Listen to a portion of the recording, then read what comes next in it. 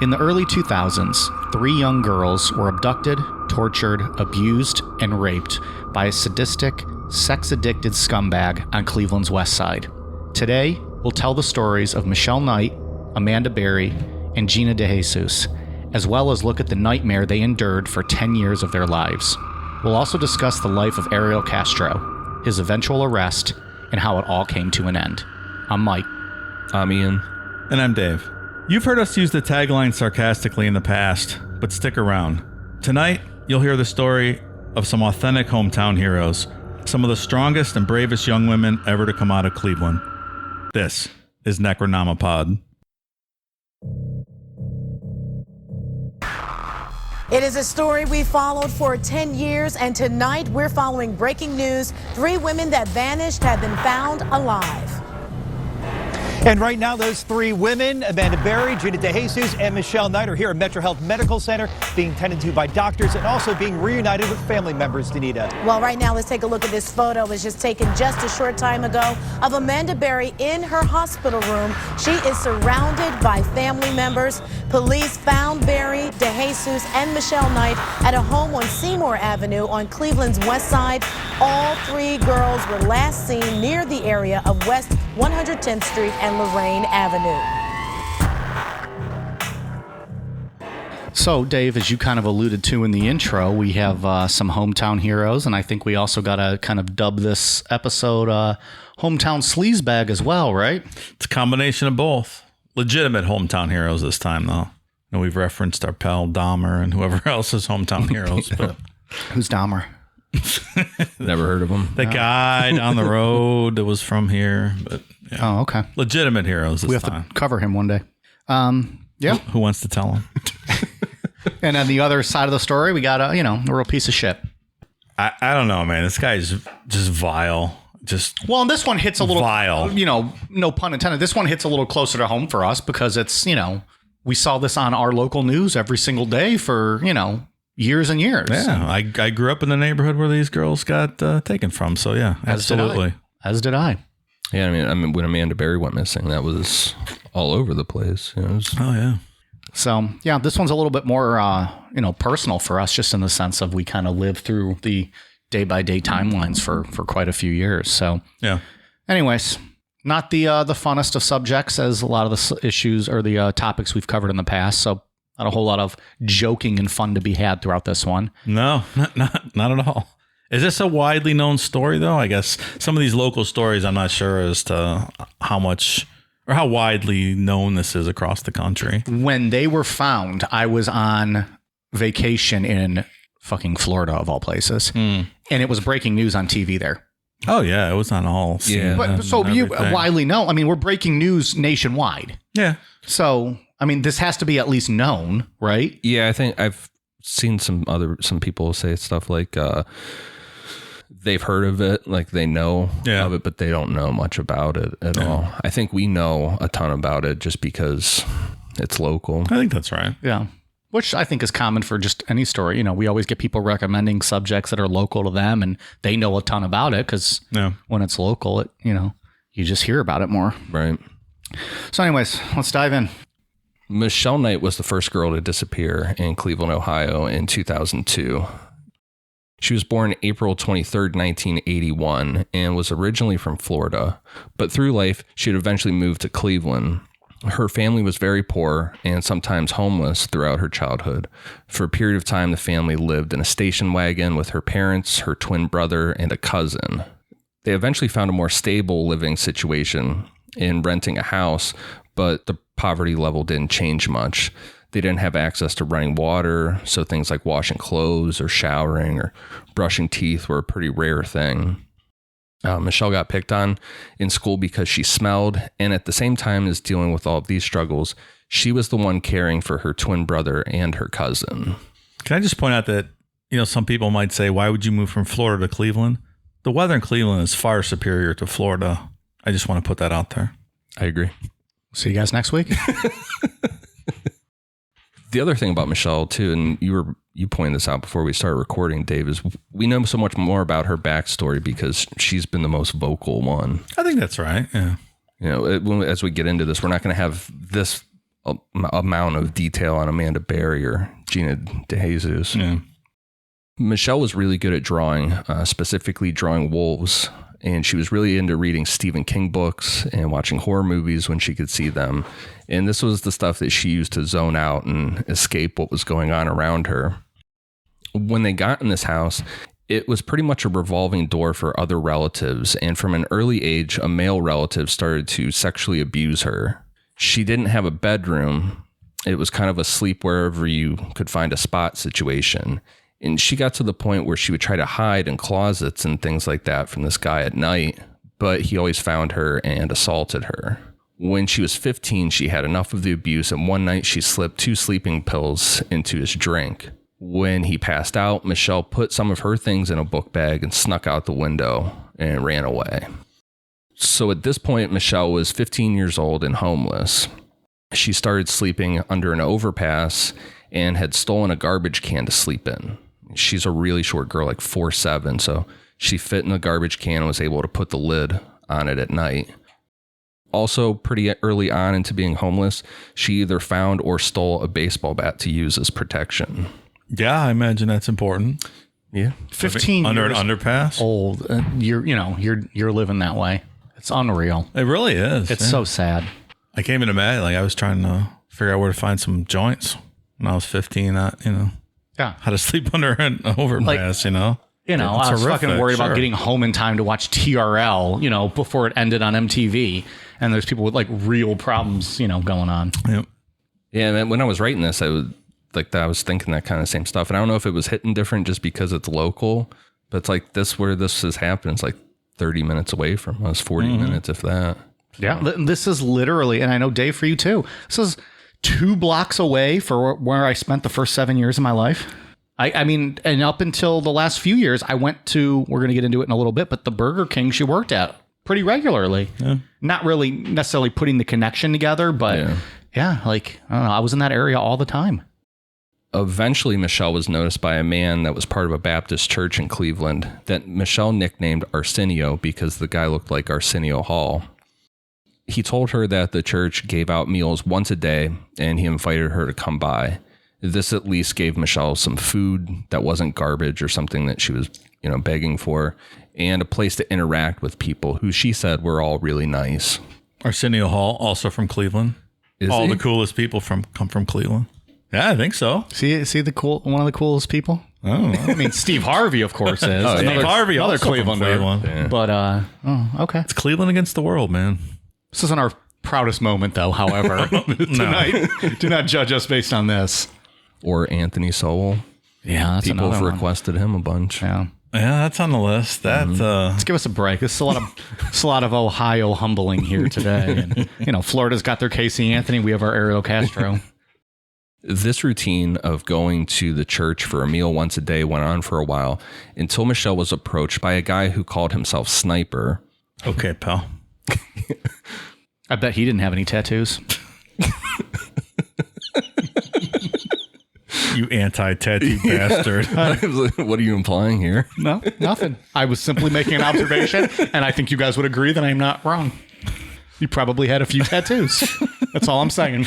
I once had a tattoo guy tell me that everyone that lives in a trailer park has a tattoo, but not everyone that has a tattoo lives in a trailer park. Yes, I've heard some variations of that, like substituting trailer park for white trash. Yeah. I actually that's a fair statement. I don't, I love tattoos. I think they're awesome. I just haven't been able to commit to one. I just happened to see this guy's name and thought he probably has some shitty tattoos. That is all. That is all. Yeah, like a sniper. Maybe. But if you go around calling yourself Sniper, probably have some bad tattoos. Like a shitty drawing of an AR-15 or something. You're going real literal with that sniper thing. Yeah. So Michelle's under this overpass holding onto her bat because she didn't know what this guy's intentions were. And he told her that he wanted to help her, that he could give her a job as a drug runner. This immediately doesn't sound great. But the sniper guy is actually really nice to Michelle. Sniper was around 18 or 19 years old, according to Michelle. And he took her back to his house, showed her his bedroom, told her she could sleep there, that he would sleep on the couch. He also introduced her to another drug runner that was living there, a guy from Saudi Arabia named Roderick, or went by Roderick. I don't know if that's his real name. And this is honestly the best situation Michelle has had up to this point in her life. She had a roof over her head, a shower, all the stuff people take for granted sometimes. These guys weren't abusing her or anything like that. Michelle and Roderick hit it off right away and became extremely close, but not in a sexual way. They were like brother and sister. Alabama listeners are like, what do you mean? I don't get it. Again, I love how we have the balls to shit on another state during this episode. They're like, yeah, you haven't done an episode about Alabama yet, motherfuckers. For example, Roderick had been holding on to a hijab that belonged to his mother, and he eventually gave it to Michelle because he considered her family. So these two became really close.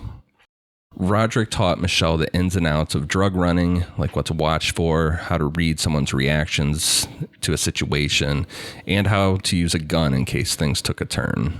Like when Larry David tries to buy some weed for his dad. It's great.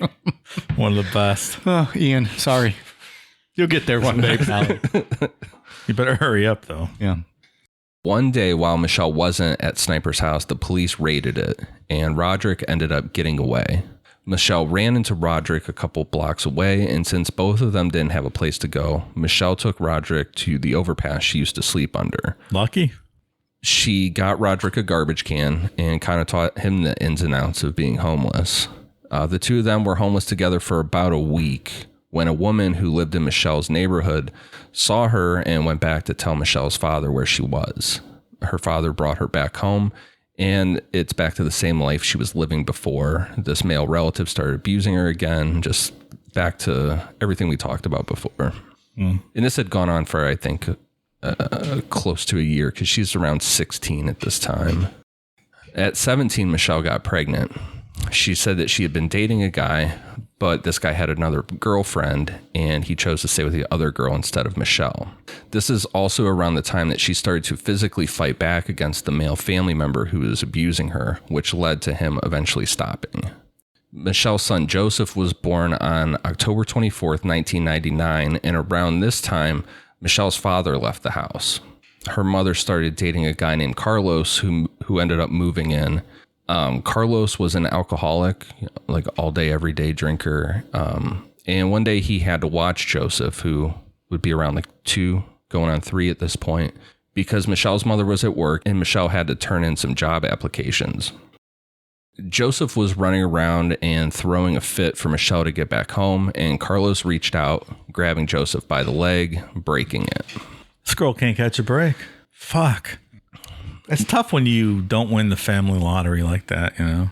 You're just born into a situation. Yeah. It's just awful all around. Everyone's awful. Joseph was taken to the hospital, where obviously nurses and doctors wanted to know what happened to this little boy, like how his leg got broken. Carlos admitted to breaking Joseph's leg, that he didn't mean to grab him so hard, but the hospital got CPS involved and Joseph was put into foster care. So now at this point, we're in 2002. Michelle's son was bouncing around to different foster homes that were in different areas of Cuyahoga County, which Cuyahoga County makes up a ton of suburbs. I mean, people forget back in the old days, Cleveland was the 4th biggest city in the country behind New York, LA, and Chicago. Well, obviously. It was a big deal. Because the mob used to meet in Cleveland, Dave, between Chicago and New York. Well, yeah.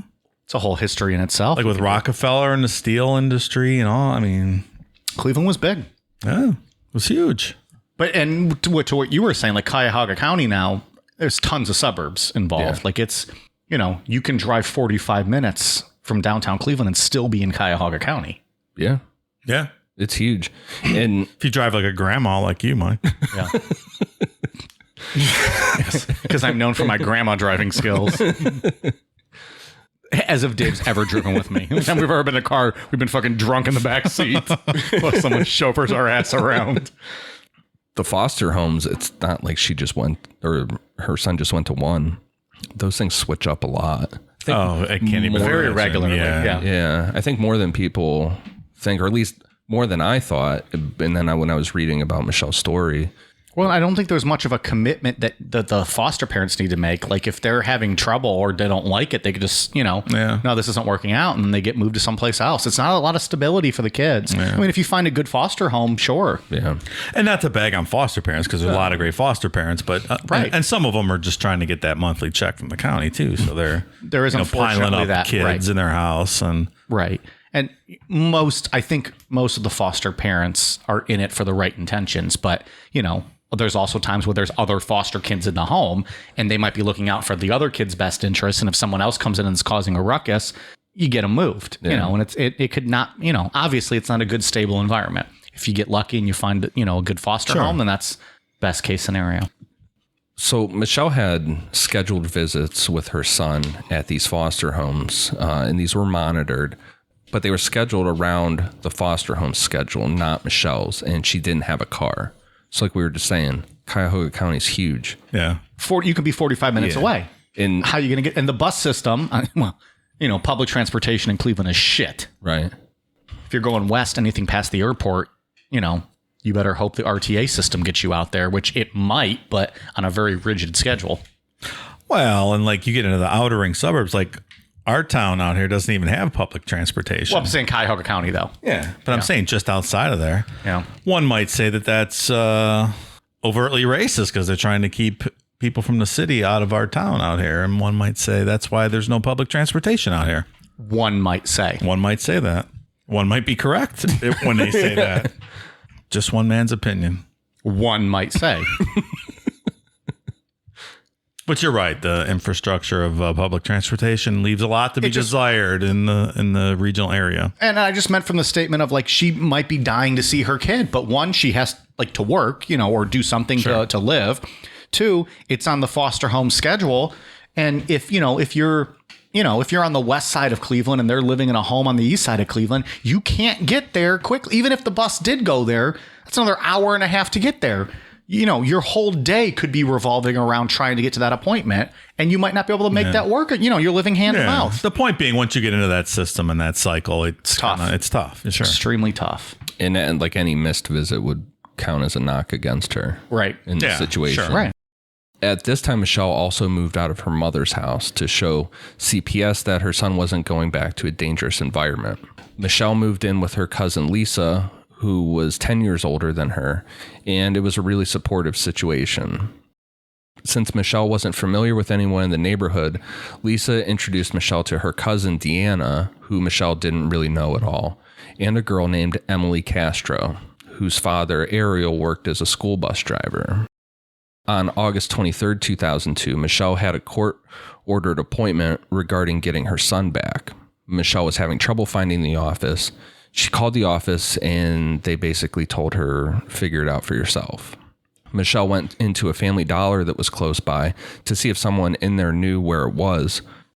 Michelle was waiting in line and was told by the person working how to get to the office. And waiting behind her was Ariel Castro.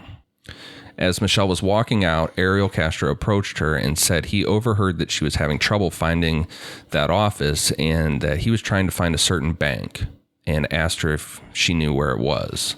Michelle said she knew where it was, and for helping Castro, he offered to drive Michelle to the office. Michelle didn't really know Castro, but she knew his daughter, Emily, so she figured why not.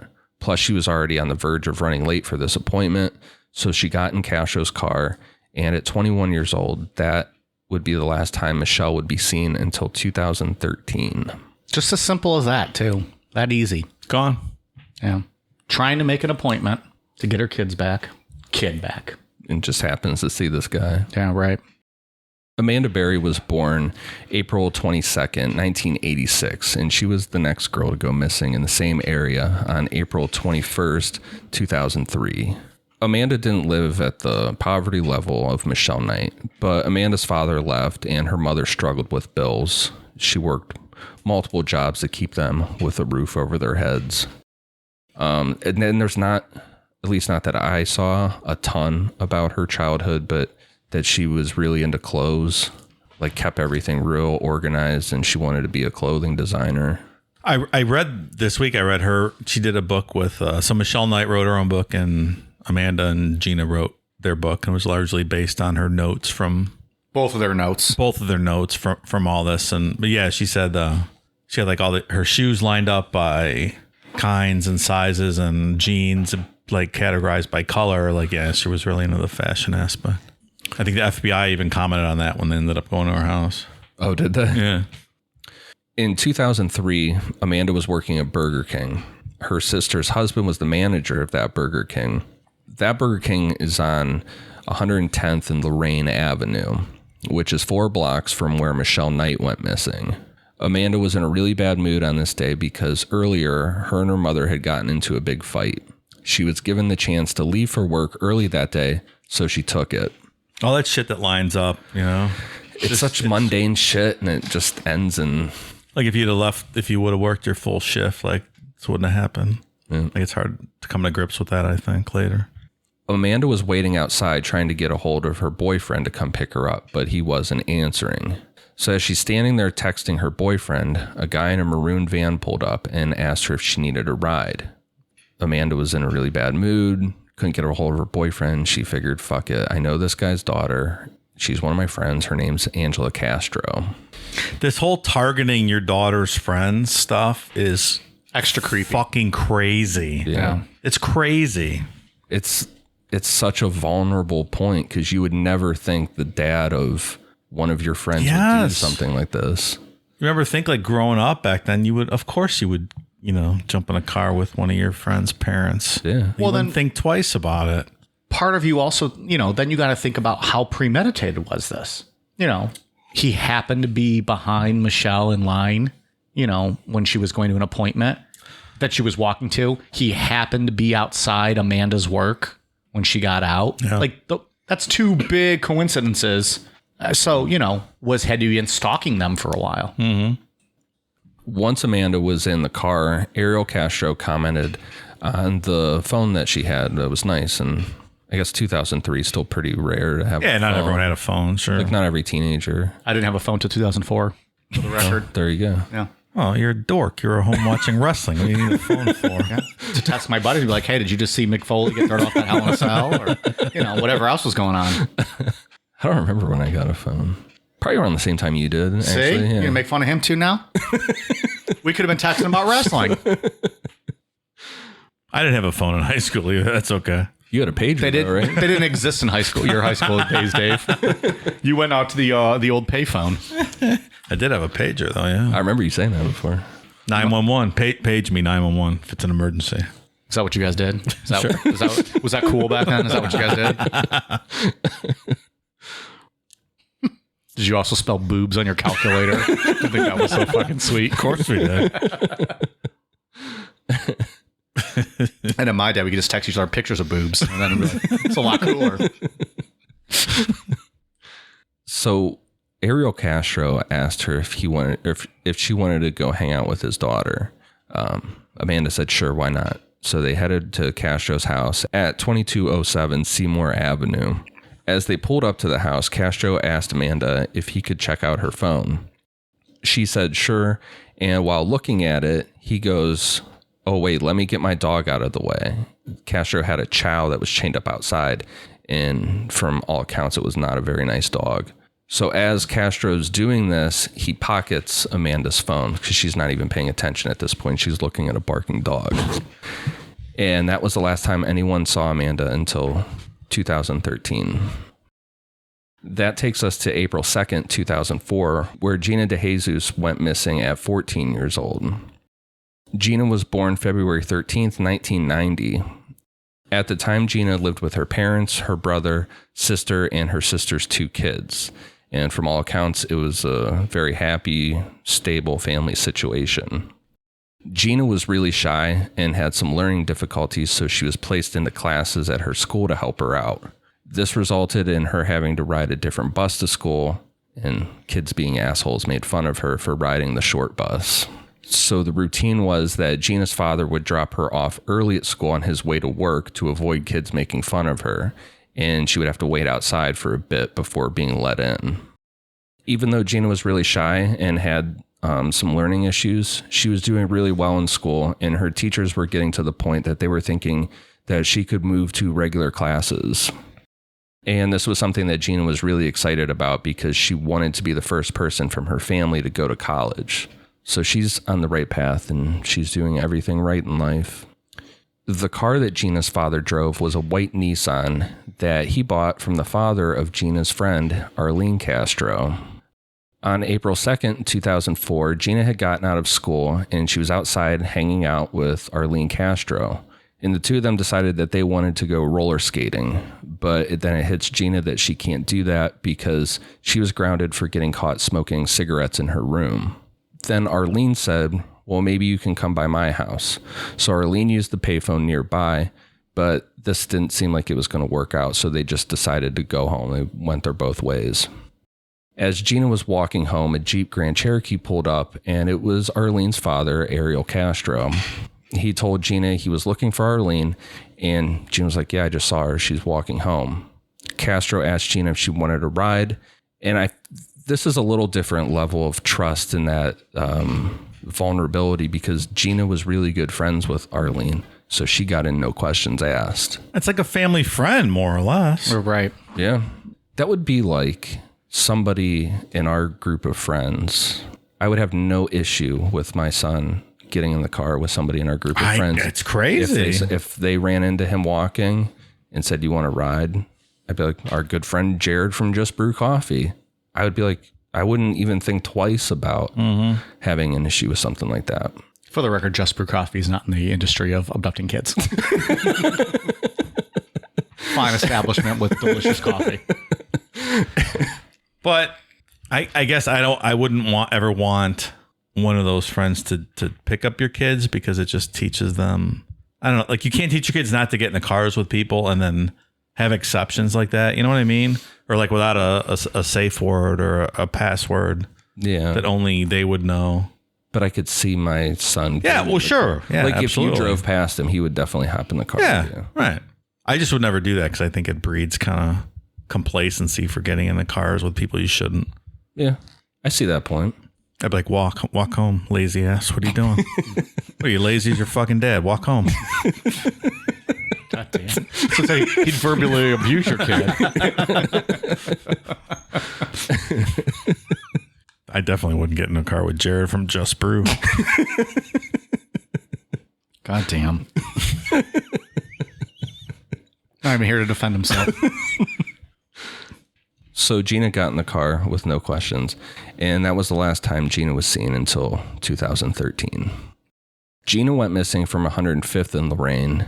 So now you have girls disappearing from 105th, 106th, and 110th in Lorraine. They all have a connection to daughters of Ariel Castro. Investigators had figured out that Amanda and Gina were kidnapped by the same person because there was just too many coincidences with that. But Michelle wasn't connected to the search at all. And Michelle, again, was the first one abducted. She was a little bit older and had kind of been on her own and on the streets for some time, at least during her upbringing, like homeless for a year. Right. Yeah. And like you said, she was a little bit older. Amanda and Gina, they had this is unfortunate to say, but they had family that missed them, and they were underage. Michelle was taken off the missing persons list after about a year, so she was never connected to this at all. I don't know what the logistics of that are like, but I would just argue maybe just keep her on there a little bit longer, maybe. I swear I had read that they weren't even certain her family ever even reported her missing. Oh, So, really? like, that's- Well, maybe they assumed she ran away again. Not to justify their actions, Sure. but they maybe thought that. David Politis would have got them on a missing persons list. Yeah. If only he investigated inner city missing people. Yeah, he doesn't. I always say he doesn't investigate shit. He just puts together lists. Yeah. So, Isn't it unusual to target people within your own sphere, though? Like, it seems unusual to me. Like, to target all, like, 3 people that know your daughters or considered semi to close friends with your daughters. as opposed to like just being random, you think? Yeah, I don't. Like, I would feel like somehow they could connect the dots to me with this. Which is why I talk about the premeditation. Every situation, they were incidentally by themselves in an area where they were supposed to be. Yeah. How much, research and stalking did he do ahead of time? Well, like for Amanda outside her work. So he probably knew she was there. Yeah. With Gina, was playing with his daughter. The Michelle Knight one is the crazy one because she was going to an appointment. So maybe he was following her because she was walking.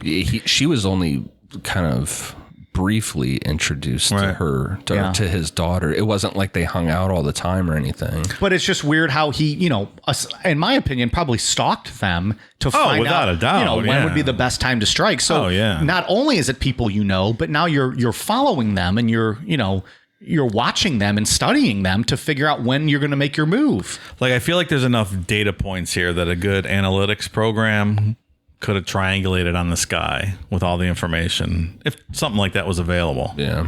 But everything's there. said, but you don't always look for the people the closest then. That's what I mean. That's what blows this even more. Like, you might be looking like the perverts in the area are, but. Which is exactly what they did. Yeah. But you don't look at the ones who, were close to home for them and people that they trust, or a couple of them trusted. Like, they ended up bringing in, we'll get into it later, but Castro's ex-wife, they ended up bringing in her new husband and question him. And he swears that he said, I don't know why you're talking to me. You should go talk to her ex-husband. That guy's nuts. And the FBI says, yeah, he never said that. So who's telling the truth? I don't know. But yeah, it was all there. We'll be right back. Ariel Castro was born July 10th, 1960 in Duyalco, Puerto Rico, to Pedro Castro and Lillian Rodriguez. Castro's parents divorced when he was a child, and he moved to mainland United States with his mother and 3 siblings. They moved to Reading, Pennsylvania, and then moved to Cleveland, Ohio, where Castro's father and other family members were living. In total, Castro had 9 siblings, both full and half, and he graduated from Cleveland's Lincoln West High School in 1979. Castro met his girlfriend, Grimilda Figueroa, when his family moved into a house across the street from hers in the 1980s. They lived with both sets of parents, but moved into their own home at 2207 Seymour Avenue in 1992. And that's where all of this takes place. The home was a 2-story, 1,400 square foot, 4 bedrooms, 1 bathroom house with a 760 square foot unfinished basement. It was built in 1890 and remodeled in 1956. I mean, for context, it's just outside of downtown Cleveland, a little bit. Like down the street from the West Side Market. Within a 5-minute drive of the Cleveland Zoo. Sure. Yeah. Grimilda's sister, Alida Caraballo, said that, quote, all hell started breaking loose when the couple moved into their new home. Caraballo and her husband, Frank, said that Castro beat Grimilda, breaking her nose, ribs, and arms and causing a blood clot in her brain that resulted in an inoperable tumor. He also threw her down a flight of stairs, cracking her skull. Then in 1993, Castro was arrested for domestic violence, but was not indicted by a grand jury. Like, this guy was fucking brutal beating her. Yeah. Like, badly, very badly. Like, probably easily could have killed her at one point. Yeah, like boot kicking her in the head after she came back from the hospital after treatment for that brain stuff. Like, just vile fucking scumbag stuff. Grimilda moved out of the home in 1996 and gained custody of their 4 children. The move of Grimilda and the kids was a pretty stressful day, and Ariel Castro was being very aggressive. Police assisted in the move and detained Castro, but they did not press any charges. And he went on to continue to threaten and attack Grimilda after she left him, according to Grimilda's sister. If only there were warning signs. Right. There's always warning signs. Grimilda filed charges in 2005 in Cuyahoga County Domestic Relations Court, accusing Castro of inflicting multiple severe injuries on her and of, quote, frequently abducting their daughters. The court granted her a temporary restraining order against Castro, but it was dismissed a few months later. Grimilda ended up dying in April 2012 due to complications from her brain tumor. Which he caused. Mm-hmm. I mean, he should have been charged with murder. Killed her. He killed her. And restraining orders are a joke. No, sure, of course. Yeah, that's a whole thing in and of itself, an issue. I have a restraining order against Mike. He's sitting across the table from me. And, what are you going to do? Means nothing. What are you going to do? Castro did a lot of odd jobs, but at 52 years old, he worked as a bus driver for the Cleveland Metropolitan School District until he was fired for, quote, bad judgment. including making an illegal U-turn with kids on the bus, using the bus to go grocery shopping, leaving a child on the bus while he went out for lunch, and leaving the bus unattended while he took a nap at home. Yeah. I would say any one of those would be grounds for dismissal. Hey, wait here. I'm going to run into fucking Taco Bell and go eat lunch. You just sit on this bus. Also, a U-turn with the school bus doesn't sound safe.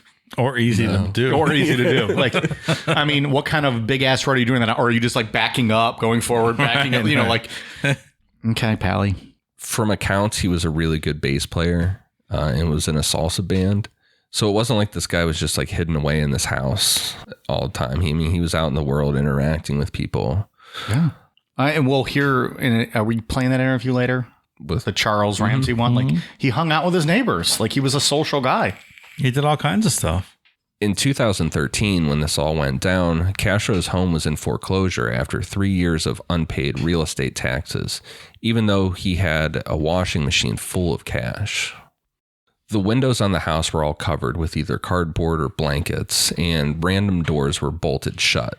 Whenever he had people over, they were only allowed in certain areas of the house, mainly the kitchen. It didn't seem like many people got past his kitchen. He didn't have many people over, but ones he did were basically, and even family members said, like, yeah, he's really weird, but he is who he is, I guess. You don't suspect something like this. Like, he's a weird guy, but you're not thinking, oh, he's got 3 prisoners in, his house. Just, he's a weird dude. It's a dirty house. You don't think this, but I feel like you'd be like, why has this guy got all these doors locked? Like, why is every Well, but if fucking it's room also a here filthy locked? house too, you probably don't even ask that many questions. That's true. Because, that's the thing. It's like, maybe he's embarrassed by his house, or maybe he shits behind that door just on the floor. He's a hoarder. It's just one of those guys. Well, the house was absolutely disgusting. It was filthy. It was covered in garbage. Right. Hoarder, like. Yeah. And he rarely ever bathed, too. That was another thing people said. So he probably didn't have clean clothes because he kept all that cash in the washing machine. So. When he brought the girls back to the house, restraining them was pretty much the same every time. He would chain them to a support beam in the basement and put a sock in their mouth with duct tape as a gag, and then a motorcycle helmet so that no one would hear them scream. I don't know how people do that. Like, I literally gag within 10 seconds of something being in my mouth. But they probably were. Like, I would just throw up and suffocate. I don't know how people do that. I mean, but I think at that point, then what, you swallow it or you die, right? So you probably swallow the vomit. I think I would aspirate it, and I think I would suffocate. Yeah, I mean, maybe, but I don't know. I mean, the breathing can't be. You have a it's dirty, so you have a dirty sock in your mouth, duct taped, and then. Look, I'm not saying this is the easiest. I'm just saying, this is, live or die type situation. They're doing whatever they can to survive. And when I picture a motorcycle helmet, what I picture at least is like that more sporty looking kind. Yeah, like an over the face helmet. Yeah. So we're not talking like just like the right, the like open a Sons of face. Anarchy top of the head. Yeah, or like an open face right. type. Like you're talking, like the visor that comes down, closed helmet. Like I said, I read that book and everything was disgusting. Like, everything about this is disgusting and vile. Yeah. I can't even, it's unimaginable. The girls were beaten, raped, given a bucket to use as a bathroom, which Castro rarely emptied. He just covered it with cardboard. That's what I read. And that went on for most of their time there. Yeah, like they didn't get to use the bathroom. They had to shit in a bucket, like in the room. It sat there all day. Yeah. Like it's terrible. Like more than a week, it wasn't emptied. Yeah, absolutely. Like it's just the most vile thing imaginable. A week, like who knows how long he let it go at times, maybe just before throwing it out or whatever he did with it. I can barely pick up my dog's shit when I take her for a walk. Yes, Dave, we know your thoughts on dirty assholes. To be in a room with a bucket of shit, I really can't imagine. I don't know. These girls are unbelievable. You get, I just feel like it just becomes your way of life. Like, and you just, you don't want to accept it, but that's just what it is at that moment. Yeah. So and I don't know. I can't put myself in that mindset or what they It's just an unbelievable willpower to survive. Yeah. Oh, I wouldn't have survived. I would have just probably taken myself out pretty quickly. I don't think I could have either. Yeah. Which just, goes to speak of their strength and what they've... The fact that these girls can live normal lives today is a testament to how strong they are. 100%. And this was all just to completely break them down. This is... Everything that he does is breaking down their ego. And if you read the book...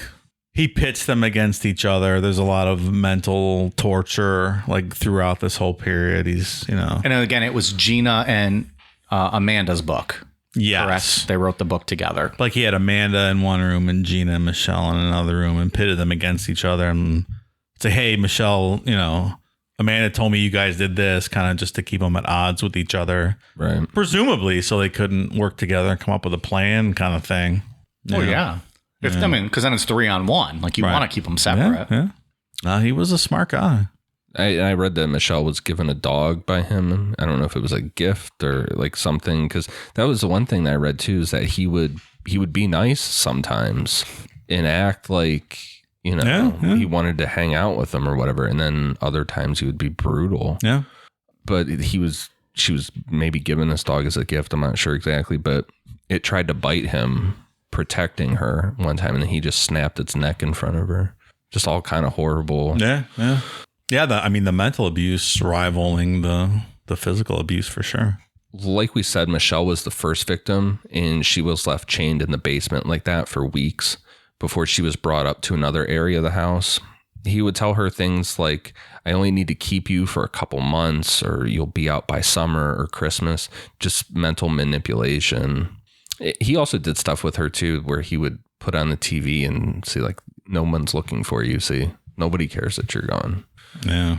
Well, and with Amanda, we'll get into it, but he did the opposite. He sat there and watched news reports of Amanda with her family and go, oh, your mom looks pretty upset.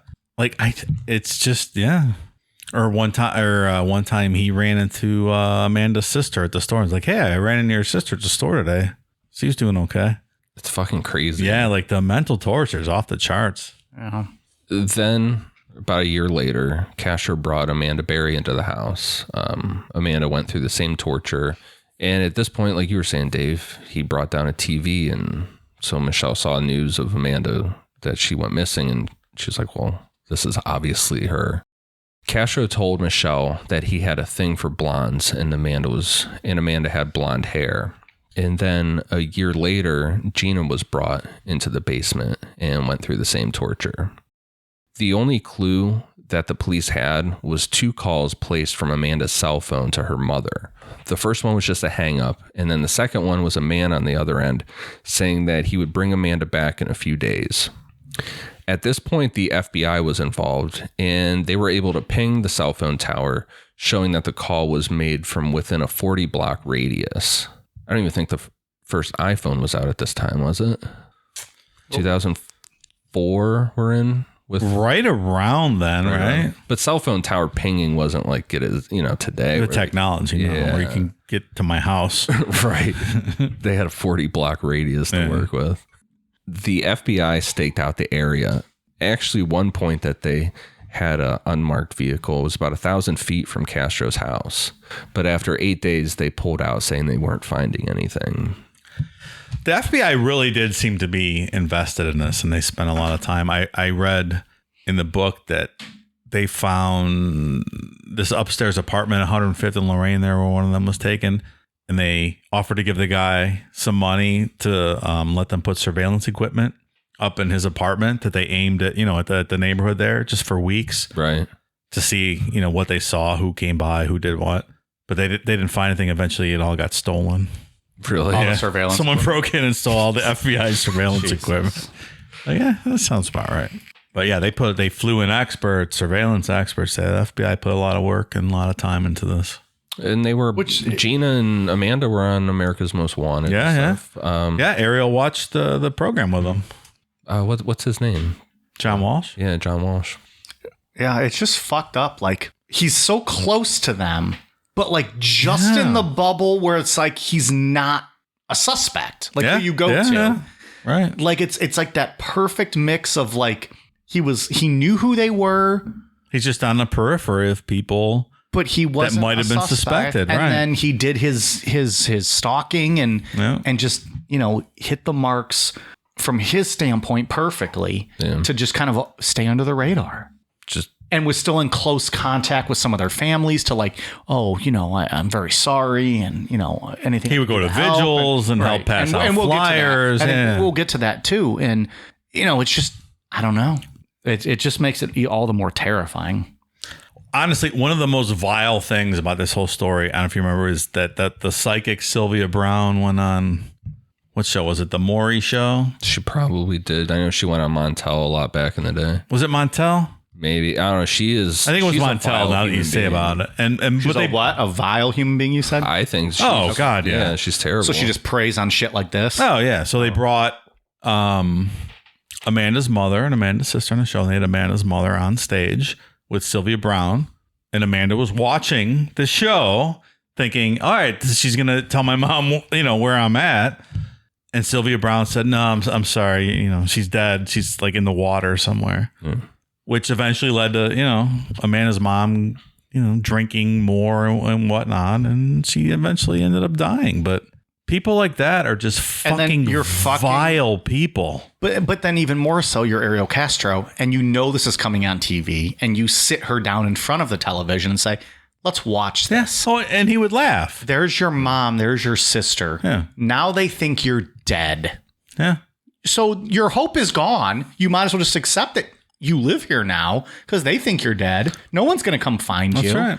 Just to break your spirit, to break your will. And there were other, during that whole time she was captive, there were, like false stories, like people in prison said, yeah, I killed her and buried her here. Yeah. So there were several times the FBI and whoever else was digging in lots in that neighborhood. He'd be like, look, they're digging that's right around the corner. Look, they're digging for you. They're not going to find anything. And he thought it was funny. It's a whole new element insanity. Of torture that I don't think we've ever gotten to on this show. I mean, we've talked about terrible stuff. Maybe in Robert Berdella, where he kept that guy captive for a while and really tortured him. Yeah. But it's just I remember that charts, episode very clearly. That thing that happened that I remember, and it makes very much sense right now. You don't even know what that name. You think that's the guy at the convenience store at the corner. You don't even know that name. Was that the high heel guy? No. Fuck. What was the high heel guy's name? Wasn't the high heel guy the one where the cops crashed into his garage? Yeah. They didn't even smell that dead body that everybody else could smell. Right. They left like a "I'm sorry" note on his garage. They pretty much did. They were like, "We just want to talk to you." Drove away. Meanwhile, there was a body hanging. Who was that? Jerry Brudos. Jerry Brudos. Okay. Yeah. With the nipples on the their names are very whatever. close, so it mixes up for me. Oh, yeah, for sure. Obviously. Was Robert Berdella the one who tortured that guy in the room? Yeah. And then the guy jumped out of the bedroom window? Yeah. He kept I still thought that was the same thing. But anyways, yeah. So, I mean, that's a different kind of torture, man. You're literally showing them, hey, all of your hope is gone. That's right. She was just told on national television, your mom, that you're dead. But look, I'll catch flack for this, but I'm sorry, but psychics are not real. And Sylvia Brown's a fucking vile piece of human filth. So did you ever see her 9/11 one she did? I don't think so. She was telling that lady on the Montel show, she was like, oh, her husband died in the World Trade Centers and was never found. And Sylvia Brown sitting there telling her like really, really specific stuff about like the office and how or I think maybe he was a firefighter. I don't know. He died, but she was giving all these specifics and the lady's like looking at her. She's like, no, none of what you just said is right. And it's like this whole cringe moment on Montel show. Just disgusting human being. Don't worry, Dave. I'll take the heat off you. Psychics, hypnotists, same level. It's all a work. It's a work. They just want your money. That's not what I said. But. No, that's why I said I'll take the heat off you. That is not what you said. That's what I'm saying. Go work for Vince McMahon. It's all a fucking show. It's just, I don't know, man. It's just one of the worst parts of the story is that fucking bitch Sylvia Brown and her watching that. I like how awful. fired up you're getting now. This is how I feel about Nancy Grace. Sickening. I love how fired up you are. It's because they give people hope or they give people these final conclusions that... Well, they're playing odds because you know what? In most of these cases, she probably is gone and you're not getting called on it. Yeah. But you know what? Sorry, this turned out differently and you're a fucking fraud. Does she still have a career to this day? No, she's dead. Good riddance. Fucking vile filth. Woo! I love it when you're fired up. Despicable. Damn. The other really fucking crazy thing, and it's really sad, is that Gina's father bought that car, that white Nissan from Castro, and he would go over there every once in a while and drink some beers outside and shit. And Castro would show him sympathy for Gina missing. And all this time, she's just chained down in the basement. It's unbelievable. Those parents never gave up. I remember seeing them on the news every year. I remember seeing Felix putting up flyers in the neighborhood every year. And I would think to myself, come on, that girl's been dead for how long? But never again. He also one time was at a vigil and brought home a flyer from Gina's mom, folded up in his pocket and brought it home and gave it to Gina. Look, got this flyer from your mom today about you being missing. It's fucking the guy's just unbelievable. Unreal. Castro is raping them multiple times throughout this whole 10 years with no protection. I'm not clear as to how many pregnancies there actually were. I know Gina said that she doesn't think that she ever was pregnant, but Michelle said she got pregnant 5 times over the course of being held captive. And each time she was beaten to have a miscarriage. Things like hitting the stomach with a dumbbell or pushed down the stairs multiple times. So I mentioned the book was based on Amanda and Gina's notes that they kept and diaries and whatnot from their time in the house. But in the early days, Amanda started making notations in her diary every day, like how many times he raped her. So as you're reading the book, like each entry, like this day will be like 3x, 4x, 4x. It's just, it's hard to read. Yeah. It's a hard to read book. Well, imagine that over the course of 10 years, 3 times, 4 times, 5, 6, 7, however much it went up to a day for 10 years. This disgusting person that didn't bathe and was just a dirty, fucking filthy animal. Yeah. Even if he wasn't, though. I know. Yeah. Unreal. I like the setup we have tonight. You read Amanda and Gina's book, and I focused a lot on Michelle's book. I feel like we're getting the whole... Yeah. And I'm here to listen. Yeah. And shit on hypnotists, I guess. It's not easy to read, man. I had a tough time. No, I would 100% not read that book. It was, you don't want to hear that. Amanda became pregnant, and because she was Castro's favorite, or at least it's assumed that she was Castro's favorite, she was allowed to keep the baby. On Christmas Day 2006, Castro made Michelle assist in the birth of the baby, which took place in a small inflatable swimming pool. He threatened to kill Michelle if the baby didn't survive. At one point, the baby stopped breathing, but Michelle was able to do some makeshift CPR and resuscitate the baby. So you can do this. This makes me think like Castro can do whatever he wants to like pin them against each other. But then you got like Michelle doing this, like, she's being threatened, but she's saving Amanda's baby's life. Yeah. These girls in their own way are bonding over what they're going through. That eventually is what happened. I think more so Amanda and Gina and kind of more than with Michelle, but yeah, for sure. But it's just, you look at this girl who just saved your baby's life. Yeah, right. That's gonna, it's gonna elicit some feelings. One of the other stories I just thought of from the book, one time Ariel had his daughter staying in the house. So he moved all the girls out into the garage. It was like 100 degrees out and put them in his van, like chained up in the same van. He kidnapped them in the garage with just like a bucket for days, like with a dirty mattress in there. Like, and they were chained up, you said? Chained up in the van with a bucket of, filth. For days in 100 degrees. How do you even survive that too? I don't know. In a garage, which was probably closed. The garage was probably closed. With a little fan plugged in, but it's recirculating filth air. Yeah. Just to illustrate, kind of the conditions. Amanda having the baby, that's kind of where he fucked up in his whole plan, because people started seeing him with a little girl. Castro occasionally took Amanda's daughter out of the house, including visits to his mother. She called him, quote, daddy, and called Castro's mother, quote, grandmother. In 2013, he showed one of his adult daughters a picture and said that she was his girlfriend's daughter from a previous relationship. He had told others that she was his granddaughter because neighbors started seeing this little girl around. And this is kind of, at least from Michelle's recounting, that they all kind of bonded around this little girl. I think that's probably right. This Yeah. kind of brought them all together. Sure. Castro would do things like leave doors unlocked to test the women. If they tried to escape, they would be beaten and tortured. But now he's getting sloppier with some of this locking doors, because Amanda's daughter, who's now 6 years old at this point, was running around the house and questioning things. Can't keep that going forever. You can't keep that little girl just locked in there. Yeah. On May 6th, 2013, according to police, Castro left the house that day, and Amanda realized that he didn't lock the, quote, big inside door, but the exterior storm door was bolted. She didn't try to break through the outer door because she thought that Castro was, quote, testing her again. Instead, Amanda screamed for help when she saw neighbors through the screen. Neighbor Angel Cordero responded to the screaming, but was unable to really talk to Amanda because he spoke little English. Neighbor Charles Ramsey joined Cordero at the house's front door, and they kicked a hole through the bottom of the storm door, and Amanda crawled through, carrying her daughter. Charles Ramsey said that Amanda told him that she and her child were being kept inside the house against their will.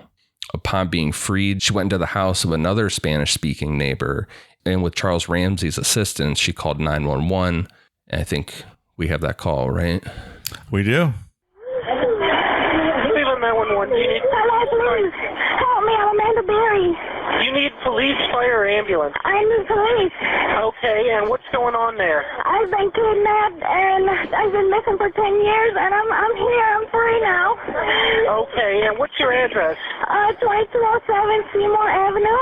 2207 Seymour. Looks like you're calling me from 2210. Looks like you're calling me from 2210.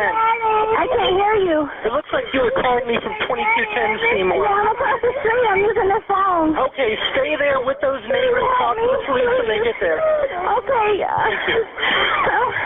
Okay, talk to the police when they get there. Okay.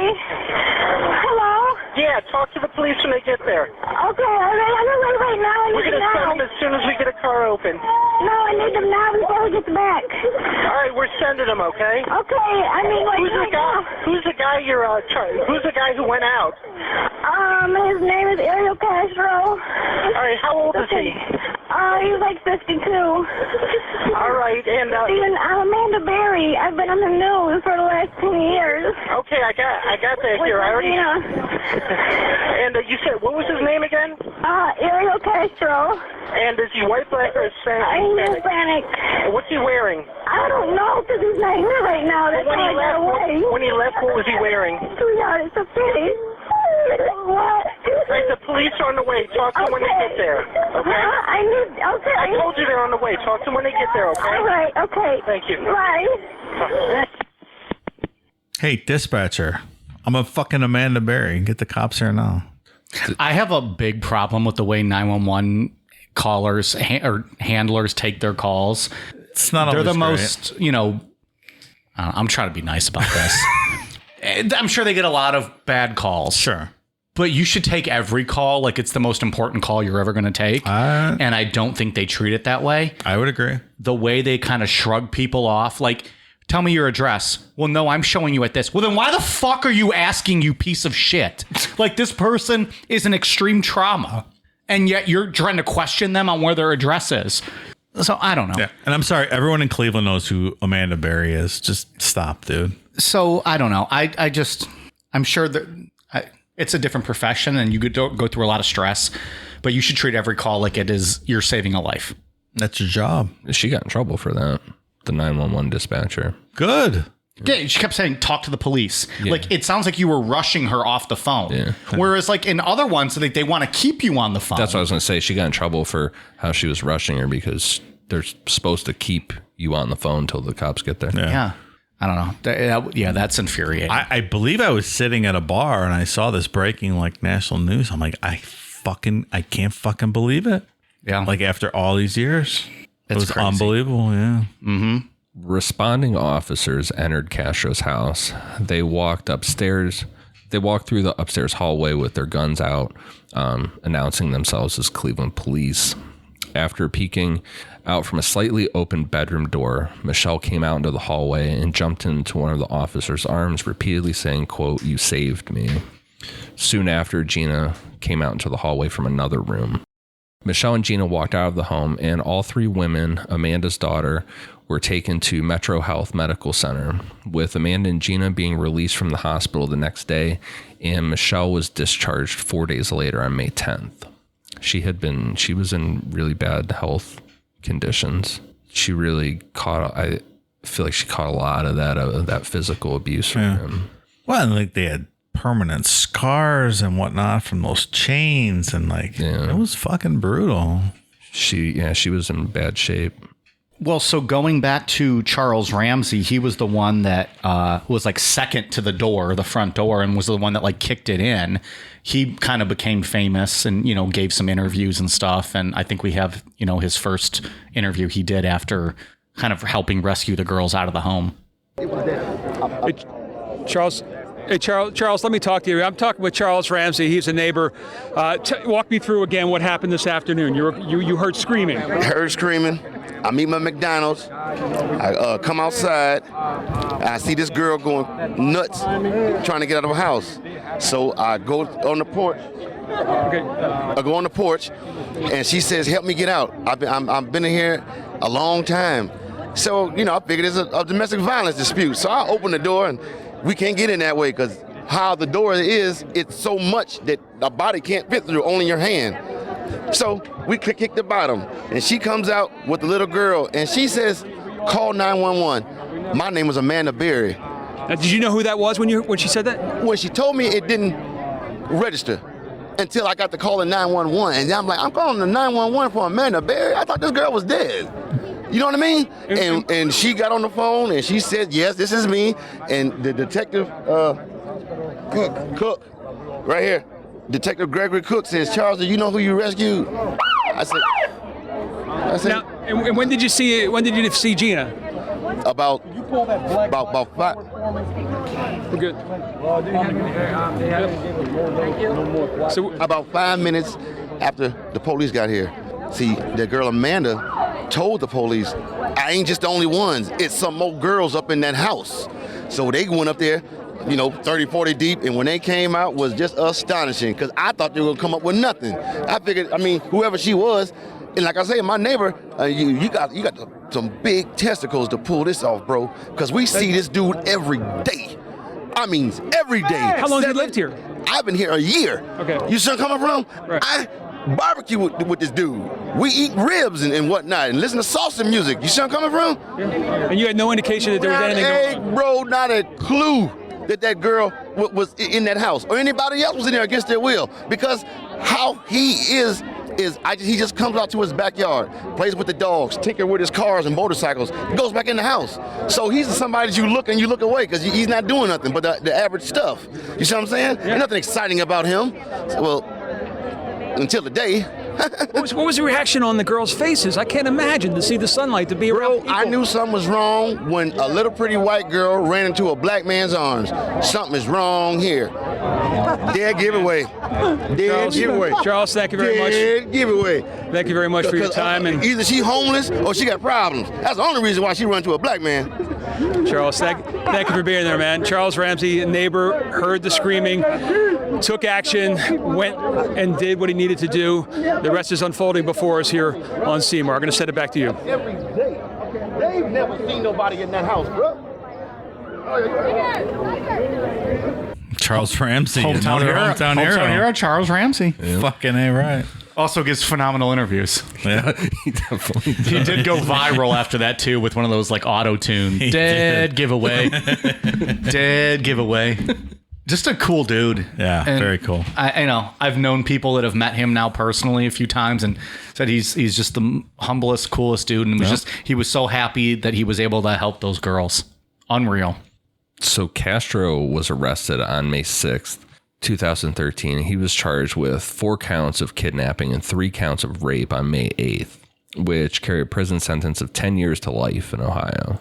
2 of Castro's brothers were initially taken into custody, but they were released on May 9th after police said they confirmed that they had no involvement in any of this that was going on. Castro made his first court appearance on May 9th, where bail was set at $2 million per kidnapping charge, adding the total to $8 million.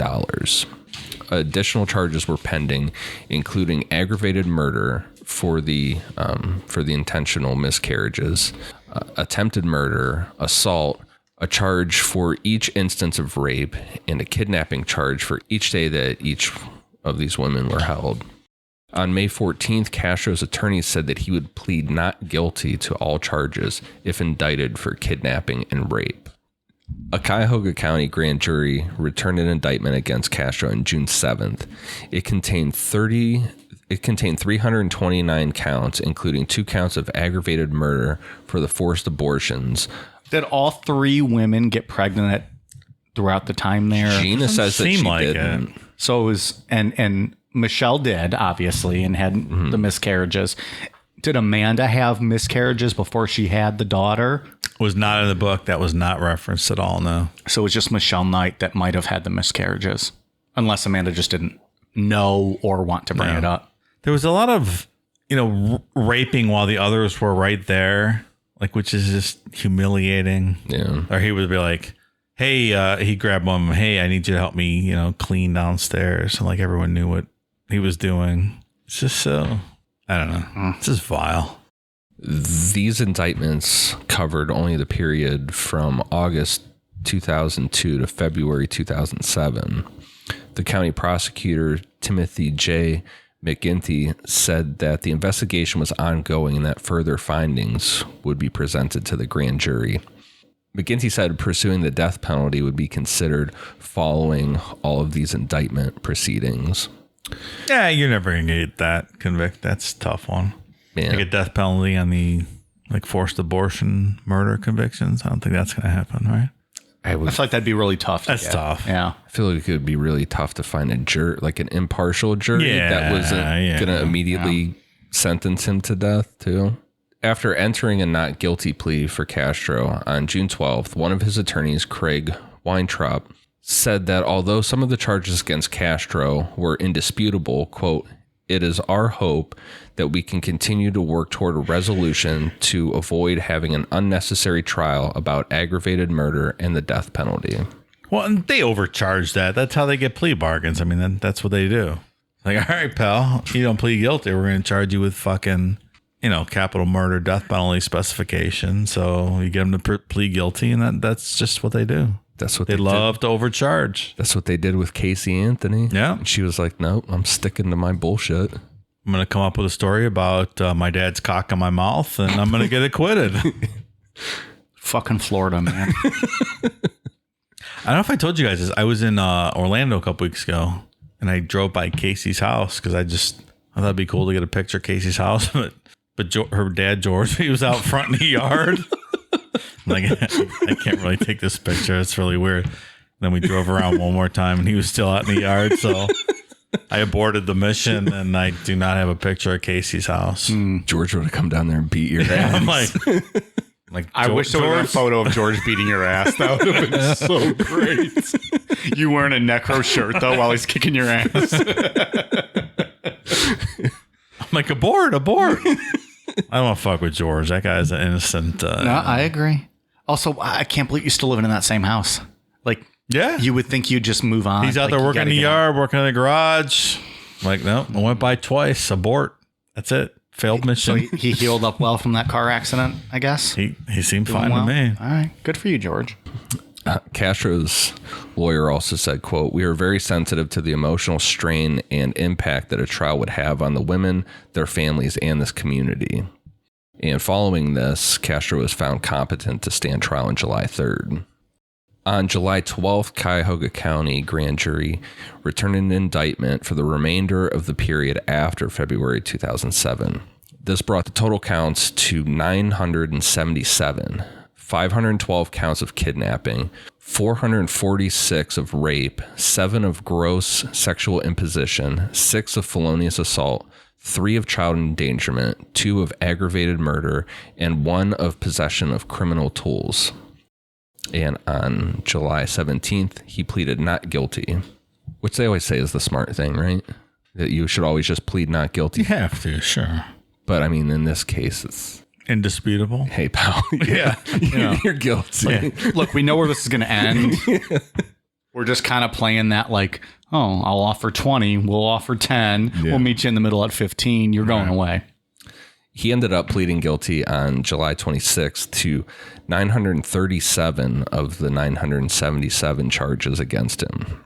This included charges of kidnapping, rape, and aggravated murder, and is part of a plea bargain which called for consecutive sentences of life in prison plus 1,000 years, all without parole. Under the plea deal, Castro forfeited his right to appeal and could not profit in any way from his crimes. Which I thought that was interesting. I never heard of that before, where someone can they forfeit their right to appeal anything. It's good. Good for the future. Yeah. Unless you're innocent. This is also true. You shouldn't sign that agreement. You should not, yeah. If you're innocent, don't sign that. Look, in this case, yeah, but I don't know how I feel about that. How someone in duress takes that plea agreement and forfeits their appeal. I don't know. Yeah. Not sure how I feel about that. He also forfeited his assets, including his home, which prosecutors said would be demolished. Castro was told by Cuyahoga County Common Pleas Court Judge Michael Russo, quote, "You will not be getting out. Is that clear?" To which Castro responded, quote, "I do understand that, Your Honor." Castro also made comments about his, quote, addiction to pornography and sexual problem. Sounds a lot like BTK there. Remember, he always said, "I have a sexual problem." Well, this guy got molested as a kid, and he kept bringing that back as... You mean Castro? Castro. Like, did? He would tell the girls, like, this is what happened to me. This is why you're here. I'm fucked up. It's not my fault. If you can speak that, you can understand it. Yeah. And you can work through it. Right. So fuck that. Yeah, I don't get that. Yeah. He also had a bunch of like cash in the washing machine and all that. We talked about that. Yeah, that he wanted to leave to the girls, and I believe they said, yeah, we don't want his fucking money. And yeah, he wanted all the assets in his will. He wrote all the assets to be left to them. But like we're gonna get to in a minute here, delusional. Like he had this perfect family. Yeah. Right. Like this was a hunky dory house. We all were. We were the fucking Brady Bunch over here. Yeah. This is my family in his mind. Yeah, and they would say, like, we don't want to be here. We're in jail. He's like, you're not in jail. Like, this is great. Like, you'd be back working at Burger King. This is way better than working at Burger King. Like, he had this whole kind of idea that he rescued them kind of thing. Yeah. Yeah. When he was going into this whole sexual problem thing, judge cut him off and said that could be discussed at the August 1st sentence hearing. A law firm representing Amanda, Gina, and Michelle released a statement that the three women were, quote, relieved by today's plea. They are satisfied with the resolution to the case and are looking forward to having these legal proceedings draw a final close in the near future.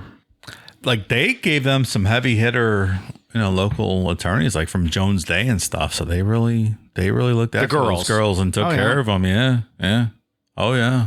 Yeah. I mean, there's no, I don't know. Looking back at this, like the victims were taken care of and, there was no injustice to them in any way. And from their standpoint, like you got to feel good about that. And then you're just looking forward to it, him getting sentenced and then moving on with your life. Yeah. You don't want to be in the media anymore. You don't want to hear about it anymore. You don't want to have to relive the horror you went through. Like, let's focus on now rebuilding our lives. Like reading the reunion stories and stuff at the end of the book. I'll be honest, I teared up a lot. It was not easy to read. I think we're going to get to some of that in just a moment. Yeah. At the sentencing hearing on August 1st, Castro was sentenced to consecutive life terms in prison, plus 1,000 years, all without the possibility of parole. He was also fined $100,000. Yeah, okay. The court for that house is worth 5 cents. They took all the cash on the washing machine. He still owes $9,200. The court forfeited all of his property and assets to the Cuyahoga County government. Before his sentencing, Castro addressed the court for about 20 minutes, in which he said that he was, quote, a good person and not a monster, but that he was addicted to sex and pornography and had, quote, practiced the art of masturbation from a young age. The art of masturbation. It's not really an art. Yeah. Join the club, pal. I didn't grow up to be a fucking pervert piece of shit like you did. He claimed that he had never beaten or tortured the women and insisted that, quote, most of the sex he had with them was, quote, consensual. Oh, yeah, I'm sure. So, Ian, you think this is any mental health, or is this just him just trying to grasp at anything? Maybe just distance himself from So it's not, you know, he's not. I think he was having that delusion the whole time. I don't know. Some of the quotes and the way he spoke to them, I think he, you know, convinced himself that they wanted to be there. But what I mean is, like, was he doing it to protect himself, like knowing what he was doing, or was he just really mentally that altered? Yeah, I don't know. I think he believed it. See, I tend to think he was just doing it to. He knew what he was doing was wrong, and he was protecting himself, like the abuse thing. Yeah, like if he's remembering what it did to him and then projecting it on them as an excuse and saying, "This is why I'm doing." Like he's already kind of making excuses. Yeah, you're probably right. I don't know. Yeah, I mean, none of us know the answer. Do that. Yeah. Distance themselves from it completely. You know, a lot of stuff. But you know, some of them they mentally believe it. You know, we talk about the schizophrenics and, you know, whatever else the people are going through, and you know, and there are some people that just make excuses and try to justify it based on that, and you know, convince themselves they believe it. So I don't know. He shifted between apologizing and blaming the FBI for failing to catch him, as well as blaming his victims themselves for getting in the car with a stranger. Oh, yeah, sure. Along with insisting to the court that when he had sex with them, he discovered they weren't virgins. Like, that makes a difference. Yeah, right. It's not rape if you're not a virgin. And Gina was 14 fucking years old. Yeah. So it doesn't matter. It's rape. Yeah. It's just disgusting. And the description in the book of him raping Gina for the first time is just fucking disgusting. And then he would alternatively go back to apologetic comments saying, quote, "I hope they can find in their hearts to forgive me because we had a lot of harmony going on in that home." Well, and that's what I mean. Like, he's trying to convince himself they were a happy home. Everyone got along. Yeah, they all loved it. Sure. You're fucking making them watch your mom be told that you're dead. That's a happy home. You know, oh, here's you're on the missing persons report. Hey, I saw your sister. Happy home. Yeah, I saw your sister at Mark's today. She looked great. I talked to her. Yeah, told her you were well. Yeah. Happy home. Or told her I hope you were well. The sentencing also heard from Michelle and family members of Amanda and Gina. Michelle told Castro, quote, "You took 11 years of my life away.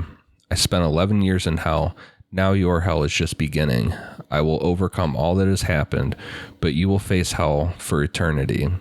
I will live on, and you will die a little each day as you think of the 11 years of atrocities you inflicted on us. I can forgive you, but I will never forget." It's intense. Yeah. And good for her being able to just compose herself enough to kind of get those feelings out. To speak in front of all those people. Yeah. Ariel Castro was found hanging from a bedsheet in his cell at the Correction Reception Center in Orient, Ohio, on the evening of September 3rd, 2013. Where the fuck is Orient, Ohio? I feel like I've seen a sign for Orient before. I have. I'm like, but I'm just... What's Orient, Ohio? But I could be wrong on that.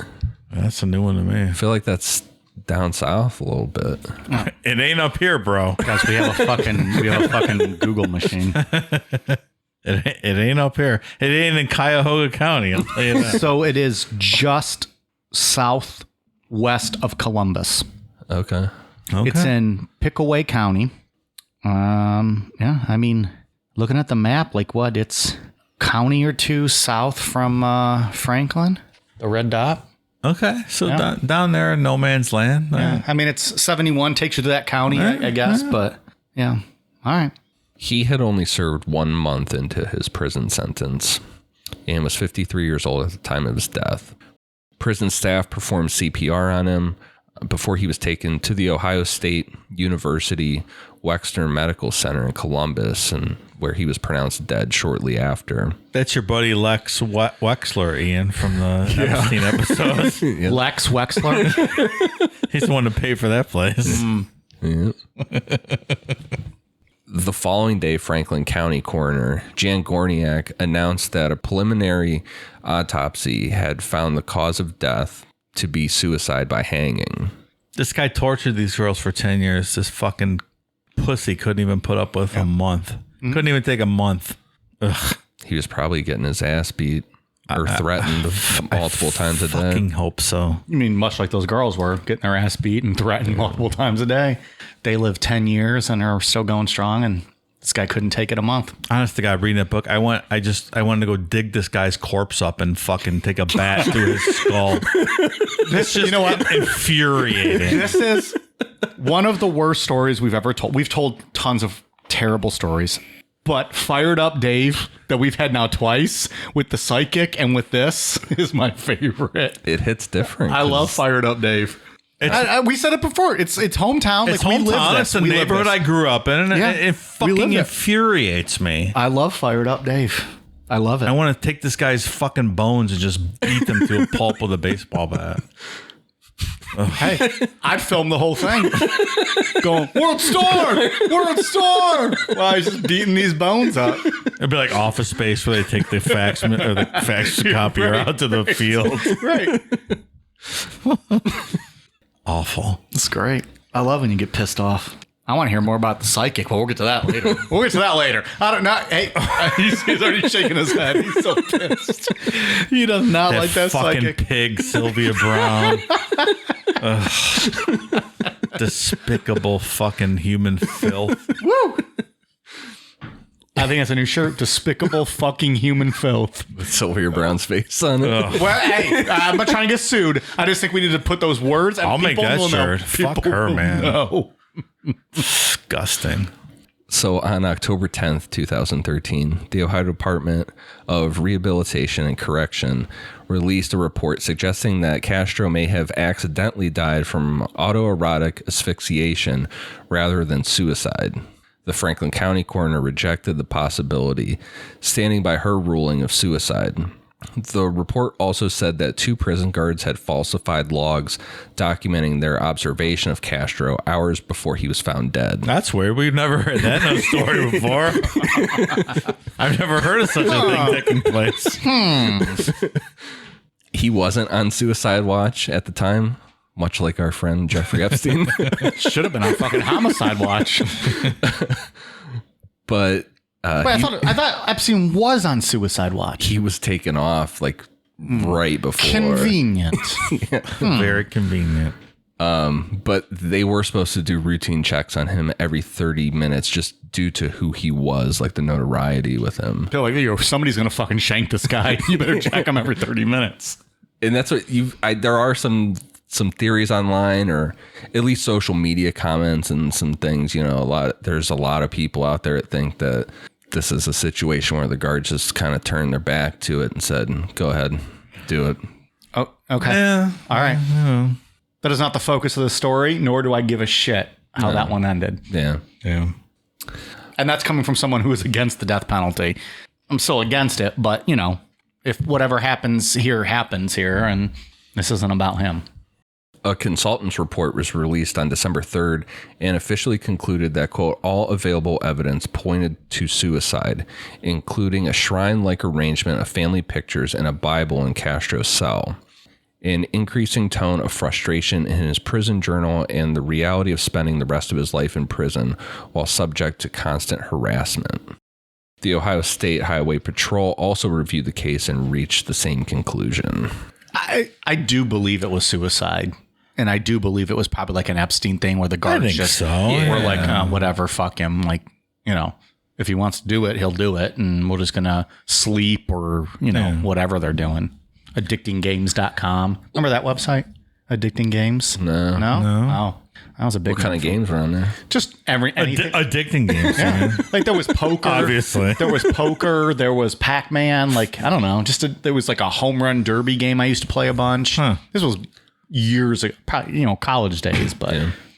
Michelle, Amanda, and Gina put out a video statement on July 9th, 2013, thanking the public for their support. An attorney for Amanda and Gina said that the women, quote, still have a strong desire for privacy and did not wish to speak with the media about everything that happened. The Cleveland Courage Fund is a bank account set up to help the women in their transition to regular life, which collected a little over $1 million at the time that they released that statement. I can't think of a better recipient or someone that would need that more. Before Amanda's disappearance, her grandfather had promised to give her a classic Chevy Monte Carlo built in the year that she was born. He kept the car after her kidnapping in case she was found alive. He still had it for her when she was released. It needed a lot of restoration done. I think you saw it on the news, Mike, right? So incidentally, we are recording this on, Thursday, July 15th, 2021.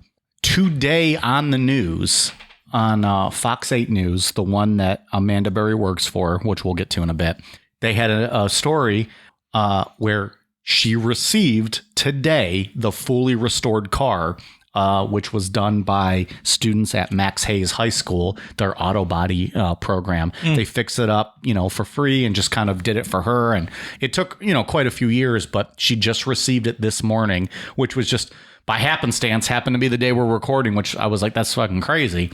How wild is that? It's a sweet looking like black. I think it was black and orange, either black and orange or black and red. They showed it real quick. But what year Monte Carlo? Like a real old one? Well, it was from the year she was born. So it was 86. Oh, that's right. Yeah. Because he promised from the year she was born. Okay. Yeah. That's a cool. Also the year I was born. 40 years after you, Dave. Also the year I was born. Yeah. Flip those numbers around and then cut them in half. 86 Monte Carlo. All right. It's a cool car. But yeah, the news, it showed her, seeing the car. She got all emotional and she started the engine and it was really cool. That's awesome. People helping people. It's a beautiful thing. Yeah.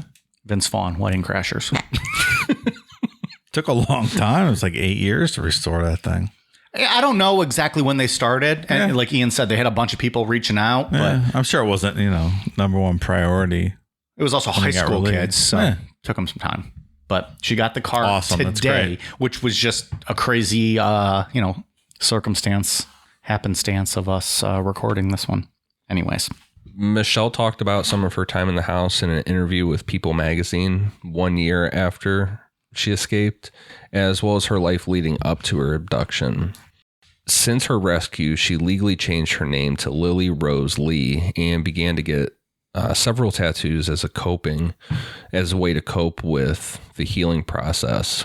She also revealed that her son was adopted by his foster parents while she was in captivity, and she wanted to see him, but she didn't want to bring him into this whole ordeal that had been going on, and she plans to see him when he's an adult. She planned to open a restaurant. Like that was something that she really wanted to do, and she really wanted to get married, which she did both in 2016, and she hopes to adopt children because of all that abuse and the forced miscarriages, things like that. It's not possible for her to give birth again. That's awful. It's terrible. They took away this because of that. Yeah. It's this chance of having children. Amanda and Gina received honorary diplomas from John Marshall High School in 2015. In an interview with WKYC TV, Gina said that she's currently volunteering for the Amber Alert Committee to help families of abducted children, and she still remains in touch with Amanda and her family. I lived 2 blocks from John Marshall High School when I was a kid. That's no significance or anything. I'm just telling you. That was in my neighborhood. In February 2017, Amanda joined the staff at Fox 8 in Cleveland, where she hosts a short recurring segment about missing persons cases. And you said, did you say it earlier in the intro that she has helped?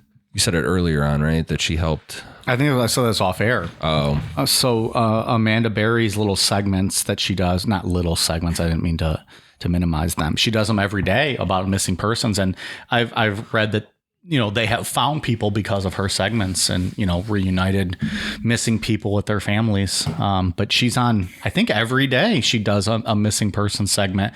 She'll record it and it'll air throughout the day. And that's great. They've helped find people because of it. Yeah, she's still pretty active, and I think she might be the most active one, right, in the Cleveland area. I think so. I mean, she's on TV every day with the Fox News, and I saw people say that she's, the sweetest, nicest person that they could ever imagine and work with. And I think Michelle and I had a lot harder time after this, and kind of Amanda and Gina were closer with each other, and Michelle kind of went her own way. And hey, look, I don't blame anybody for any which way they go. Sure. Like after this. just go do whatever you want to do and live your life. And, hopefully Michelle's getting whatever help she might need or just feeling happy with, what she's doing day in and day out. I will say that crime is surging in Cleveland these days. And actually a couple weeks ago, Gina got carjacked in our old neighborhood, and it just never ends. Yeah. I don't know. I bet that person feels real good about themselves. Yeah, right. Like, asshole. Come on, man. So, yeah, she's fine. But yeah, she got carjacked the other day. I also, side note, about, I don't know, maybe 2 months after this all broke down in 2013, after they found the girls, I drove by the house, Ariel Castro's house, and it was like late at night. There was an event at the zoo, and which was close by, and we drove by it, and it was when it was like there was an 8-foot fence around the entire thing. The windows were boarded up, much I think like the picture we posted the other day. Cops in front of it, but it was late at night. It was terrifying to see. And then, as we said in the throughout the outline, they did demolish the home. The initial plan was to build a park there. They have not yet done so, but it is a vacant lot. If you drive down the street, there's the houses, and then there's just this open little area. They said they might build like a children's playground there one day, but we'll see. That's Cleveland. That's not going to happen. No. And then in April 2019, Amanda was reunited with Charles Ramsey, which was 6 years after her rescue, in an interview that was broadcast by Fox 8. And that's the first time they had seen each other since that day. Isn't that crazy? Yeah. Like, you would have think like at some point you would have hooked up with him. I don't know, just to say thanks. Or. But do you want like the memories? Like, do you want to? No, I mean, you almost want to move on. Right? Yeah. Like, not that you're. I mean, I'm sure they're thankful, and I'm sure he's open I don't to mean it like that for sure. But yeah. Right, but like part of you is just like, I don't want to relive that. Yeah, that's tough. And then when you see him, like, you don't the flood of emotions you're gonna feel. Yeah, Charles was super selfless on that interview too. Yeah. She called him, she said that he was her hero, and he's like, nah, I just, helped you get out. You're the real hero, you guys are the strong ones. It's interesting. Good for him. In that book, they talk about like the first guy that came to the door when she was banging, trying to get out, didn't speak English. And it said there was some woman like on the street, like waving him away, saying, "Get out of there! Don't leave her alone. Don't worry about that."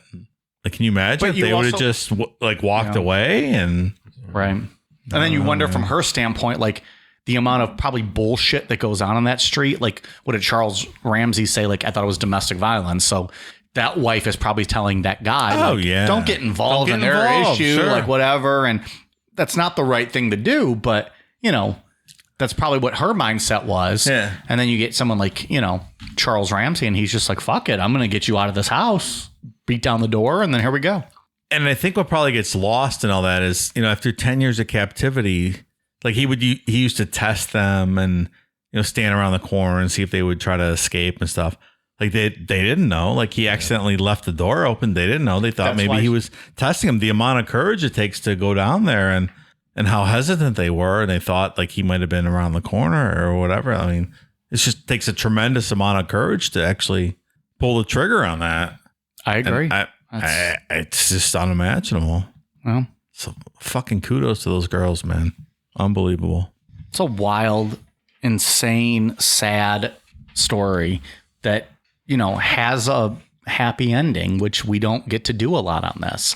Obviously, their lives were, greatly, disrupted and tortured for 10 years. But, I mean, just think of everything you've done in 10 years. Like it's longer than my son's been alive. Yeah, it's a long fucking time to be chained up in a fucking shithole like that. It's just, to come back from that is just unbelievable. And I was going to mention that we have a radio DJ in town named Rover, and he does a Rover Fest show, like concert. He gets, big name performers every year. And this was July 2013. It would have been just 2 months after these guys escaped there, and we were down at Rover Fest, and Nelly was the headliner that year.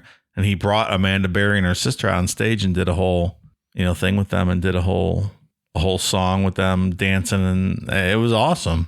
But just, to be able to do that 2 months later is just unbelievable.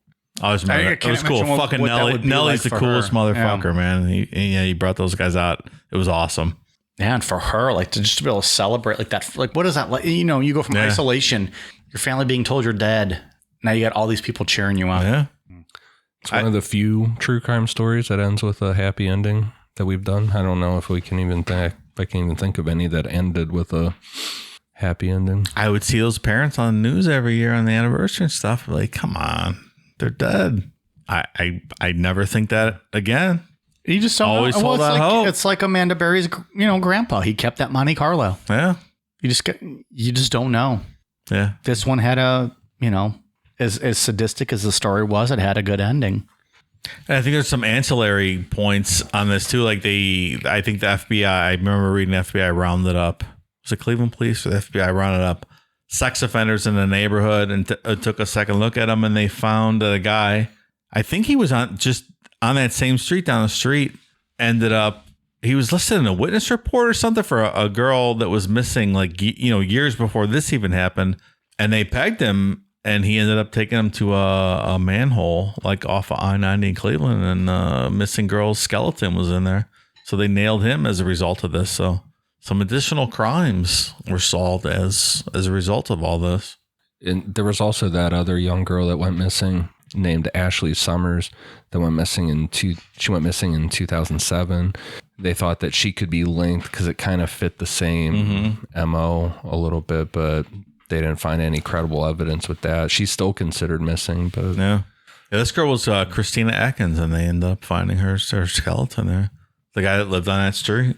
But just it's astounding the amount of young girls that go missing. It's just, I don't know, man. It's insane. It's terrifying. And then you see, stories like this. It's the people sometimes. It's like, how many people are locked in someone's house somewhere right now at this moment? Right now.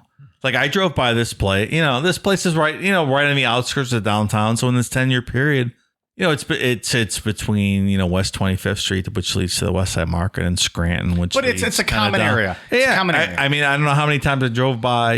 Within 500, 1,000 feet of this place over that 10-year period.